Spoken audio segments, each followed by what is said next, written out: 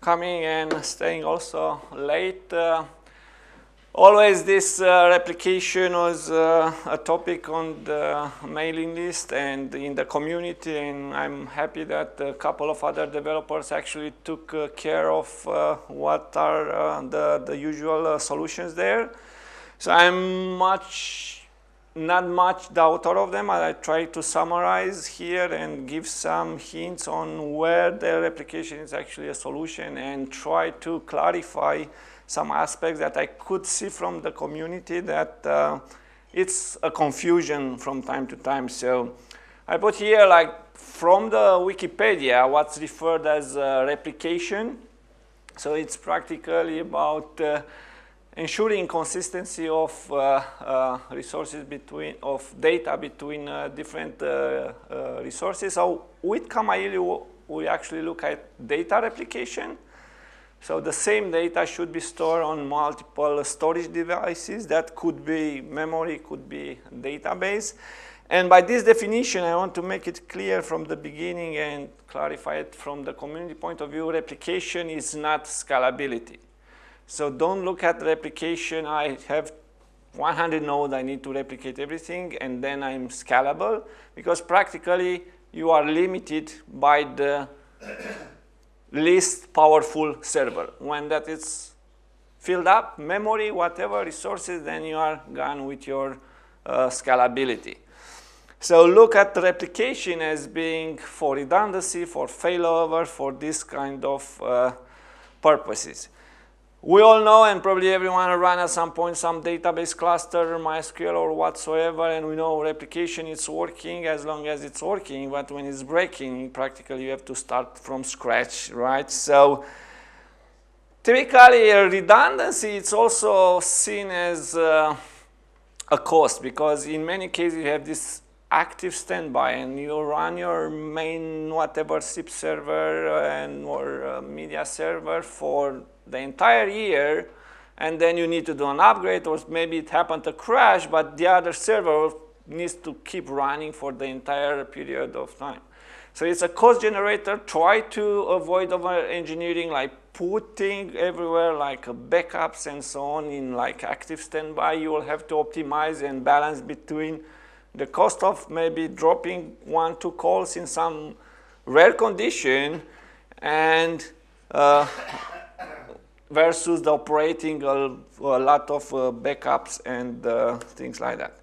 Going on the topic, so with Kamailio, practically it's about the backend storage, the backend module, SQL or NoSQL that we use to store either profiles for user, or we store data for the purpose of reloading or restarts and so on, or in memory storage, which is more dynamic, and sometimes you still want to replicate directly.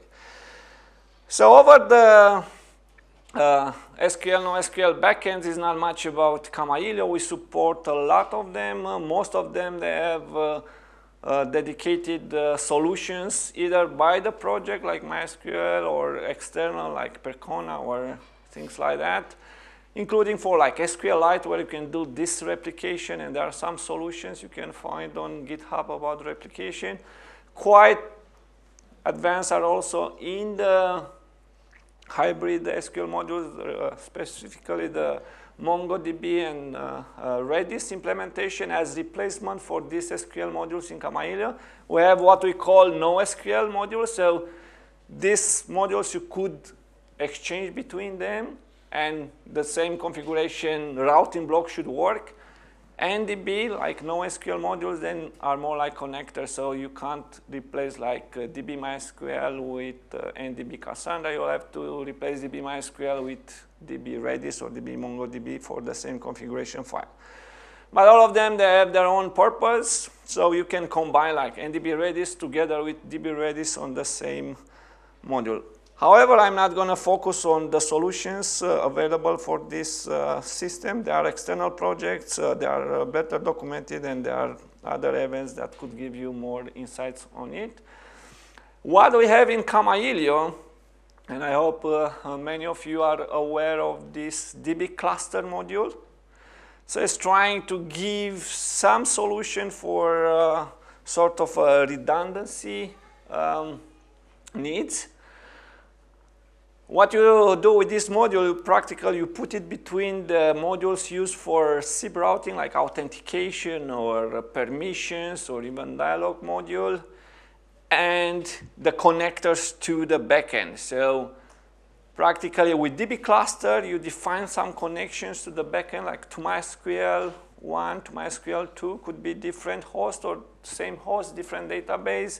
Could be first connection to MySQL, second to Postgres or to DB store, anything we support like DB underscore.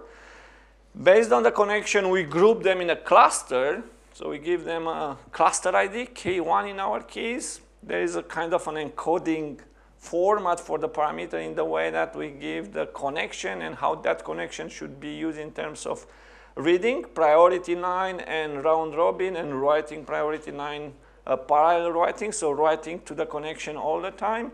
There are a couple of options there, round robin, serial, so some connection has always priority, or parallel for writing. Parallel is not for query, like reading data from the database. And then all the other modules like ACC, SQL Ops, Dialog, AuthDB, instead of providing directly like a connection to MySQL or whatsoever, you give the cluster, and the idea of the cluster you have defined it. And then everything is done. You don't need to change anything in the database. This could be like, you know, you have a central MySQL and you want to also keep maybe a local backup in, could be DB store or DB text. So as a redundancy option. This module doesn't export any function to the config. Again, it's like a middle layer between the usual SIB routing related modules and the backends. You can actually do sort of redundancy with the SQL Ops module. This is the toolkit we offer for any kind of SQL query, including joins, including calling store procedure or whatever function you define in the backend and is supporting it. And nobody's stopping you to define a couple of connections to different like MySQL hosts and run the same query twice. So this is maybe not the full data replication, because maybe to the central MySQL where you maybe keep like event history, registration or calls or so, you put more details, and for backup, maybe, you know, lawful interception to have at least the minimum required by law, you write to a secondary whatever it's only needed for that, and whatever you put to the database, the central one for maybe metrics, analytics, you don't replicate it. So this is like a basic option to do sort of redundancy for your data. Probably what most of the people are looking with Kamailio would be this dynamic data that we typically keep in memory, and somehow it's a bit more critical in terms of real-time reactions. So here will be like hash table module, which is generic. You can put whatever you can do there, but you can implement even like call limits per interval or call limits per source IP, per destination, per user. Hash table is very flexible. It's a matter of defining your key and counting items in a hash table. Dialog module still popular. As Alex said, we count by port. So in a dialog, it's a call, and then you can implement this limits number of calls per user, per different condition there, and you may want to replicate. Of course, registration, user lock module. If you want to replicate for redundancy purposes, if this Kamailio is crashing, you'll have consistency with another node. And the presence module still not picking up a lot in the user presence state, but still popular for the dialog info, blinking lamps. So you may want to do replication for that one. I'm starting, of course, with the main solution we offer, and this is a rather old project by now. It's 8 years old, the DMQ, distributed message queue. It was actually a Google of Summer project back then with a student and completed. Then later other people from the community took it and contributed. Special thanks to Charles Chance from UK. I have to say that he did a great job over the past years maintaining and improving it. So when we, because I was the mentor of that student, Marius Bucur, I should mention, he was the intern for 1&1 at that time. We were thinking like, because he had to make something new, not just reuse existing system, we were thinking, you know, SIP is something that we do the best at routing. And then we have all the mechanisms for even scaling the routing of the SIP or authentication of SIP or all this kind of condition we do in the configuration file. We could do it also for this kind of message bus between the nodes. So we decided to go with SIP. And then it's a matter of the module to actually replicate the data, like user local maybe use line oriented, or presence will use JSON and so on. So we haven't enforced communication between the peers for a specific purpose, but we said, let's stick with SIP, don't invent any binary protocol by ourselves, or don't try to, you know, reinvent the wheel at the end, because if we are not fast at routing SIP, then we are doing something wrong somewhere else with Kamailio, and we should fix it. Now, quite a lot of features in this module, so we can discover the nodes. So you just start a new Kamailio, say what will be the first node to contact, and we'll ask what are the other nodes known by that peer, and then we'll start communication with these nodes.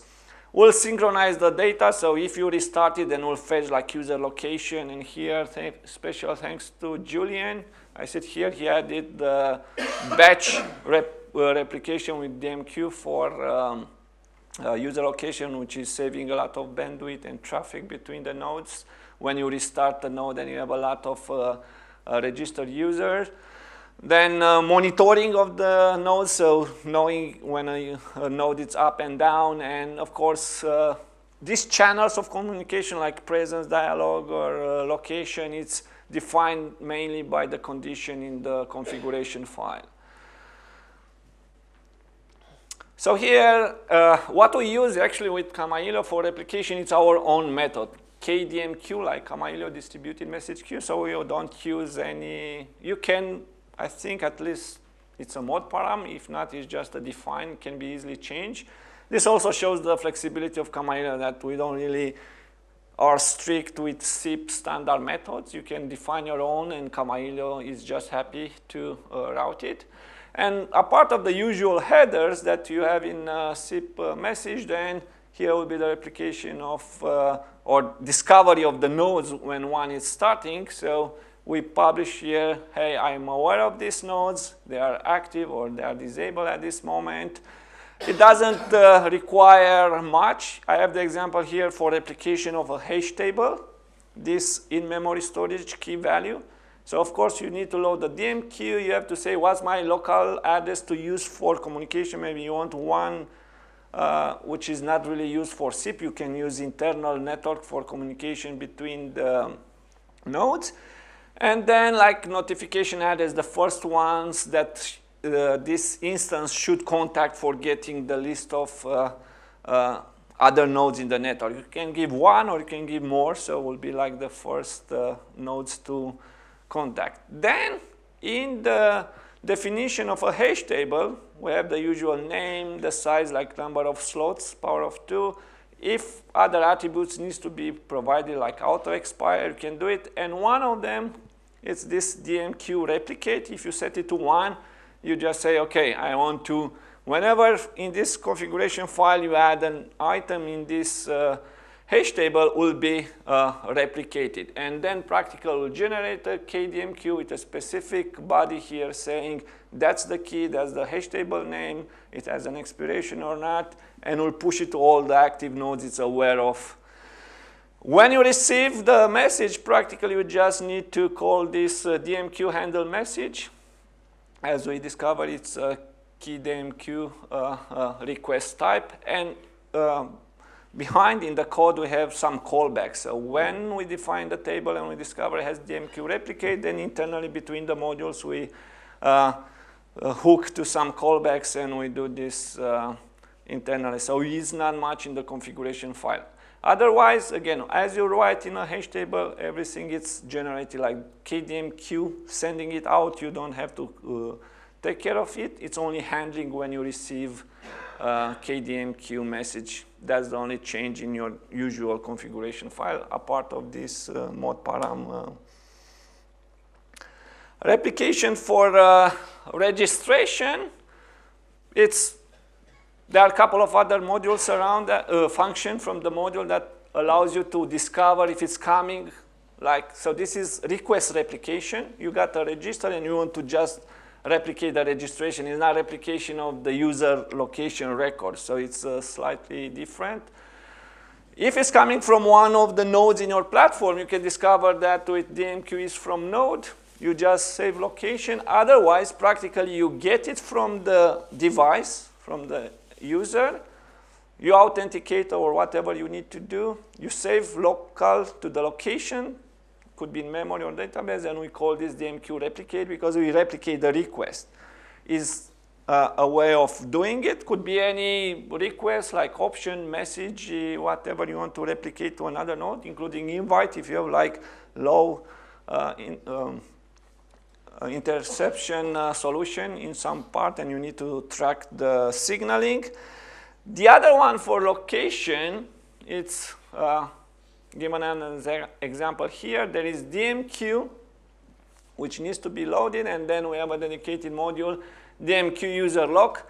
That's a dedicated module because user lock was from the beginning sort of a design to be standalone, and we have register, we have PUA user lock, we have DMQ user lock, which hook internally to the user lock module. So user lock, you can see it as a manager of the records in memory and database and all the other modules for the extra needs. So again, loading the module, setting some parameters, and the same kind. Whenever you get a KDMQ message, called DMQ handle message, and that's done internally. Whenever a record is expired or it's removed because of a register, you don't have any other logic for it because the module, the user log, does it internally, DMQ user log. So this is also quite simplified solution for replication. There is an alternative, and if I'm not wrong, Karsten did it using the presence framework, more like a recommendation from maybe IMS, GSMA world. Each node can subscribe to the states of another subscriber from another node. And whenever a register comes, then will be a notify pushed based on the existing subscription dialogues. But that's probably a bit heavier. I don't know if even Karsten is using it anymore. He was here around, and I'm pretty sure he is still around here. But I think DMQ is slightly more lightweight from that perspective because the presence requires also other dialogues to be maintained and other states in memory. Dialogue replication, just to show it's not a big difference. It's again loading the DMQ, setting some modules, and then telling to dialogue, okay, replicate the states here, and the usual handle this specific KDMQ. Of course, here you can do any kind of authentication as you do with the usual SIP traffic, either by IP, either by username and password could be also possible in some situations. So again, it's quite simplified, and there are some deployments running there for a long time. There is another solution because this with dialogue, again, it's still demanded there to have a limit of, could be because of protection. You know, if a user is making too many calls, maybe his device was hacked, so you want to have it maybe for the alerting purposes, not for blocking, or you have it in stages, 5 active calls, then send an alert, 10 block at that moment. So if someone is not really watching the operating dashboard, then you don't really lose a lot of money. This actually has been done together with the guys at EvoSIP, and thanks for them supporting the development and coming with the idea.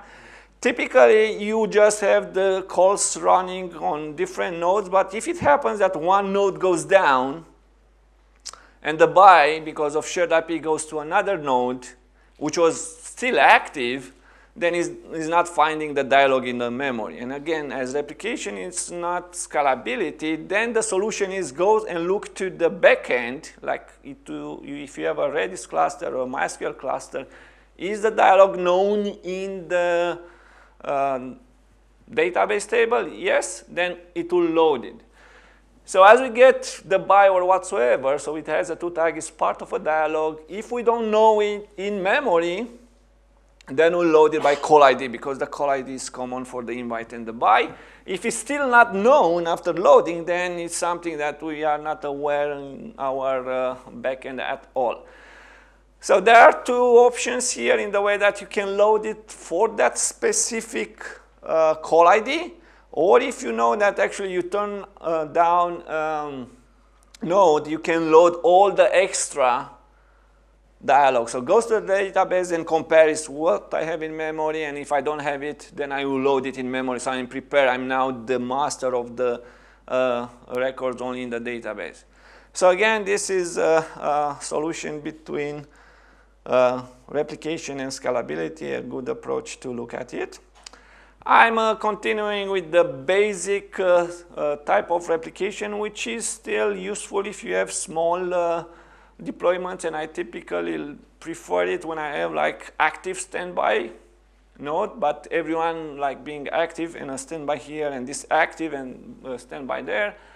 You can still use TM for that. It's practically T-replicate, which is more like creating a branch, which is not, when it receives the response is not forwarding. The response is absorbed locally. So you get like a register here, you call replicate after saving locally, replicate to the second or third node. You can call this a couple of times, so creating more replicated branch.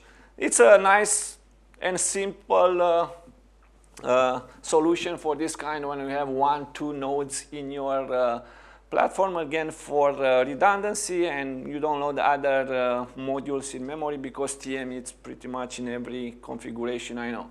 So practically, as you don't get it from the other node, so I use here some defined, but it should be like an IP address or some check on the group of the IP addresses. We save it locally. We put some headers to propagate some states, like it is natted or whatever is the local received address if you listen on many interfaces. And then you can force like a local network for replication, or you can use the one for the usual SIP traffic and call replicate with the other node ID. When you receive it, so this is part of the same config, it's continuing here. If we receive it from another node from our platform, we know it's replicated. We just save it in memory. We have here a special flag for save, which means don't save it to the database, save it only in memory. And then you don't have conflicts if behind you use also like a cluster of database. So the first one writes in own memory and then can write also to the database. The second one will write only in memory, because if you restart it, will use the same database, either server or cluster. You can, of course, use this message queues solutions. We have two connectors. I haven't played with them, but RabbitMQ and NSQ. NSQ was developed by Emmanuel, which was here, but he has just left to catch the flight. So this is more like connectors from the configuration file. You configure them, and then you have some function to send, to publish information or to retrieve information from the network, and work with the configuration file from there. And I'm ending highlighting that, again, replication is not scalability. It's easier to, it's better to have, of course, replication like active standby or a backup here, but don't try to replicate. It's easier to do routing on demand. We have very easy mechanisms to do like parallel forking, like I'm calling a user here, is not online. I just send 2 invites instead of every minute or 5 minutes if I'm in a mobile environment where they register very fast, do replication of 1 million user every 5 minutes for a call that can happen once a day. So it's better that you keep it locally. Eventually you monitor and you shift the home SIP server for user by provisioning or by DNS, And then it can still happen that I call here and I don't find the user. I do 2 branches out. One gives no found, one gives like ringing whatsoever. If both of them give no found, then means it's not online at all. And of course, you can combine this with different topology. Like you can do sort of replication, like dynamic replication, but not the entire SIP user location record. You can just say, when I register here, you send a message. The example here is with SIP to a central node, like a super node from the Skype terminology, saying Daniel is registered with me now. Someone calls me, I'm not found here, we'll forward here. This one can do no record routing, so it's just forwarding where I'm registered, and then the re-invite can go directly between the nodes. So here is the example. Practically, you don't need any new module. It's just using UAC. So the red part, it's what you have to add to a default Kamailio config file at this moment. In the route register, after you save location, use this UAC module to create. I'm still using here a new request type, kuserrock. It's up to you if you want to use it, or you can use option whatsoever, and building a new request that we send independent of the incoming register to this central node. The central node, it's practically this config. A part of loading module, this is the configuration, the routing block for this node. And this is what you need to add in the existing config file. So it's really very simple to do such a solution. So again, we don't replicate anything like full record, because here we have to keep path header, call ID, sysx, a lot of information. So user location probably has like 20 attributes, which could be quite large. We just associate the node and the user. So this is kind of replicating, but not the full information, just propagating routing information, I would call it. Not to keep longer, that's what I wanted to present and give you some hints. There are a couple of other solutions that you can implement with scripting, but these are the main ones. So the first shop for you should be DMQ. And the most important one is don't look at the replicated to entire platform. You can replicate to a secondary, third server the same data. If you start replicating to more than 3, 4 nodes, then maybe you are doing something wrong. You should look at other like smart routing solutions. Before taking a question, I want to give big thanks to the PASCOM team again, because they were actually here. They couldn't move much outside. Thank you, guys.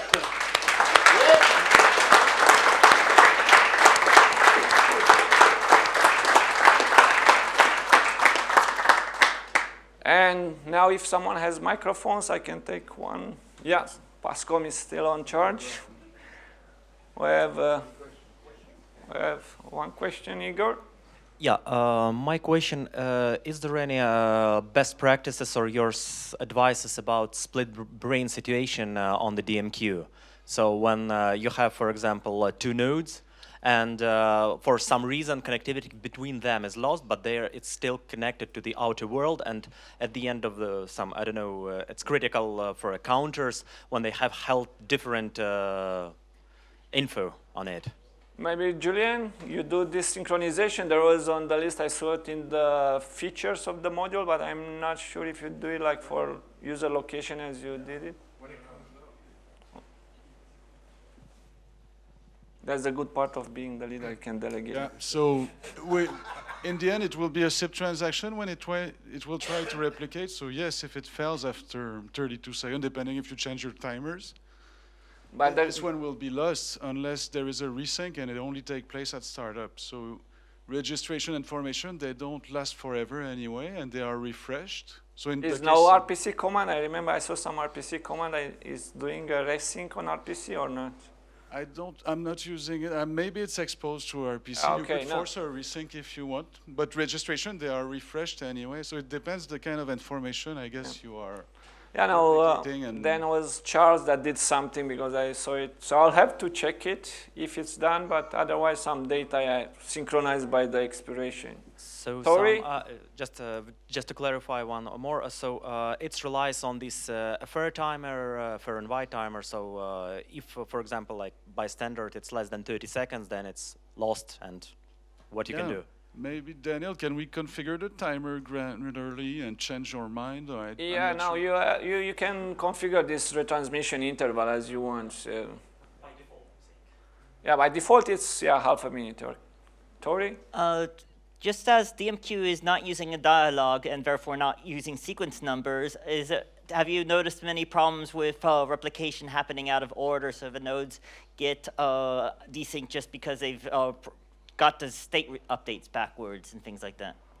No, typically it's, as I said, replication, I typically do it on the same network for the purpose of redundancy, and I never got this, you mean like if a user register and unregister very fast, the unregistered goes first and the, Julian, you have some experience with that? Okay, so the unregistered before the... So the replication statements happen out of order. So yeah, I don't think this case will be, the order will prevail.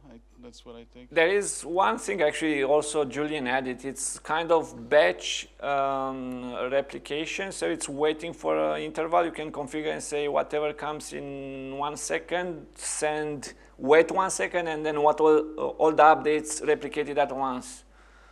then you reduce the chance of 2 messages at Yeah. time, okay. And maybe the last one. The grouping is used when you sync, because when you restart suddenly you have to replicate everything. So instead of having 1 transaction per contact, but the grouping is not used normally. It's one in the case of user lock, right? Yeah, but that's batch size. I think it's another.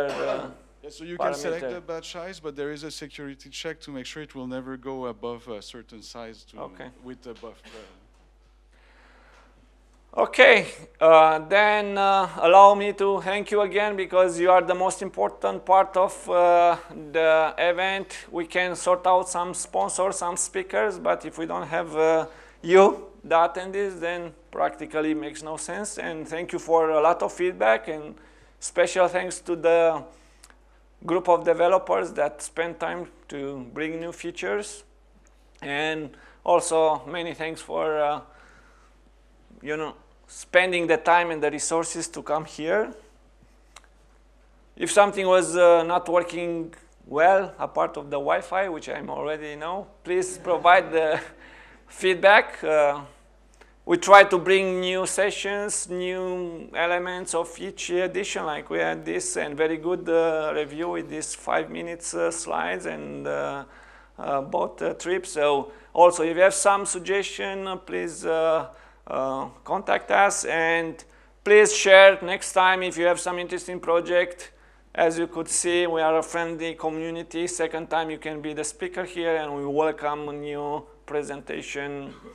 You have a bit of high priority, I could say, as I'm in the organizing team. So don't be afraid. You could see, I understand that maybe first time you want to get the feeling and the interaction with the community, but really, even if you haven't done it at any other conference before or event, don't worry. You can ask for a shorter slot or something like that. Please be involved. We like to hear how Kamailio and other open source, I'm glad we had Asterix and Free Switch and CG Rates and SAMS. So it's about ecosystems, so it's the world. It's not only just Kamailio here. So whatever we can use, we'll be happy to give you a chance and allow us to interconnect. Thank you, and hope to see you next spring.